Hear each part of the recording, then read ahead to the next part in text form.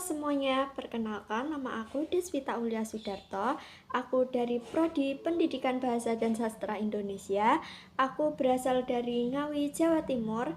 NIM aku yaitu 251120704023. Di sini aku mau menceritakan cerita rakyat yang berjudul Jakatarup. Simak video ini. Pada zaman dahulu kala, hiduplah seorang pemuda yang bernama Jakatarup.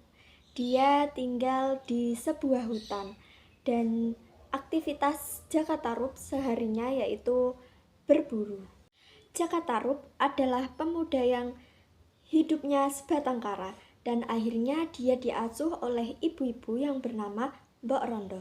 Dan Mbok Rondo merawat Jakatarup hingga besar, hingga dewasa, dan menganggap Jakatarup seperti anaknya sendiri. Dan akhirnya Jakatarup dan Mbok Rondo hidup bersama di sebuah hutan. Pada suatu hari ketika Jakatarup pergi berburu untuk mencari makan untuk dirinya dengan Mbok Rondo.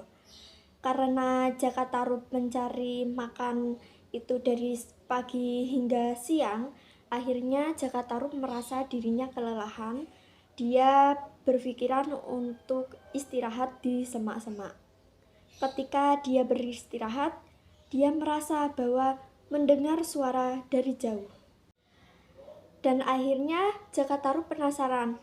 Akhirnya Jakatarup menghampiri suara tersebut, tapi dia bersembunyi di semak-semak untuk mengamati suara tersebut. Ternyata suara dari keramaian tadi itu adalah 7 bidadari yang turun dari kayangan untuk bermandi di sungai. Salah satu dari bidadari tersebut bernama Nawang Wulan. Nawang Wulan meninggalkan kain terbaiknya di tepi mata air. Melihat kecantikan Nawang Wulan, akhirnya Jakatarup pun terpesona melihatnya. Dan Jakatarup diam-diam mengambil selendang tersebut. Setelah mandi, para bidadari hendak kembali ke kayangan. Karena semua bidadari sudah menemukan bajunya, Nawang Wulan pun kebingungan karena bajunya tidak ada. Dia terlihat sedih dan menangis karena melihat saudara-saudaranya sudah kembali ke kayangan. Setelah itu, Jakatarup menghampiri Nawang Wulan dan menanyakan kenapa Nawang Wulan bersedih. Dan akhirnya Nawang Wulan menjawab, "Aku tidak bisa kembali bersama saudara-saudaraku ke kayangan." Dan Jakatarup bertanya, "Kenapa?" Nawang Wulan menjawab, "Karena selendangku hilang." Dan Jakatarup dengan niat baiknya, dia mencoba membantu untuk mencari selendang Nawang Wulan. Dan akhirnya Nawang Wulan tersentuh dengan kebaikan Jakatarup.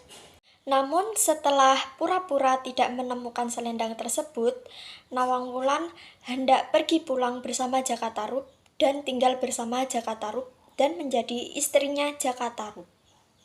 Setelah Jakatarup dan Nawang Wulan menikah, mereka dikaruniai anak yang bernama Nawangsih, dan keduanya pun hidup sebagai seorang petani.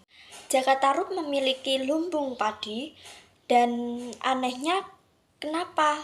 Padahal padi itu setiap hari dikonsumsi oleh anaknya Jakatarup dan Nawang Wulan, tapi kenapa padi itu tidak pernah habis? Sebenarnya Nawang Wulan memiliki rahasia yang tidak pernah diceritakan kepada suaminya, yaitu Jakatarup. Ketika masak nasi, Nawang Wulan hanya menggunakan sebutir padi.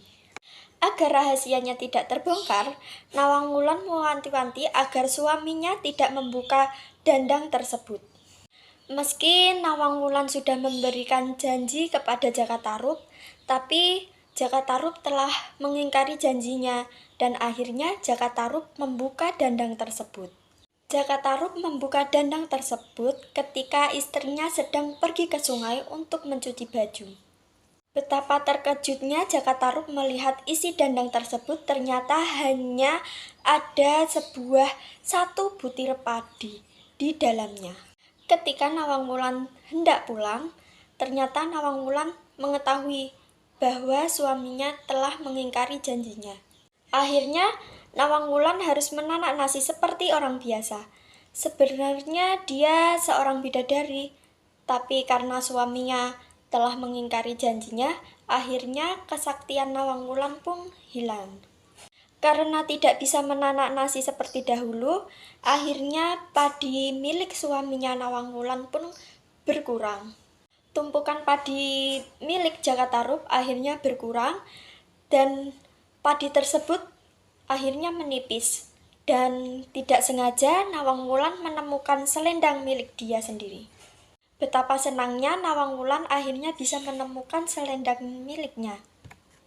Nawang Wulan akhirnya mengetahui bahwa selama ini yang menyembunyikan selendang Nawang Wulan adalah Jaka Tarub.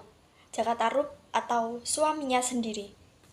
Meskipun Nawang Wulan kecewa dengan suaminya dan dia merasa berat hati karena telah meninggalkan anaknya, akhirnya Nawang Wulan memilih untuk kembali ke Kahyangan. Jaka Tarub mencoba untuk mencegah istrinya untuk tidak kembali ke Kahyangan.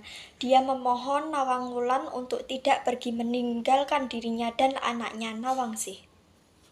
Namun, Nawang Wulan sudah berpikiran bulat, akhirnya dia tetap meninggalkan Nawangsih dan juga Jaka Tarub.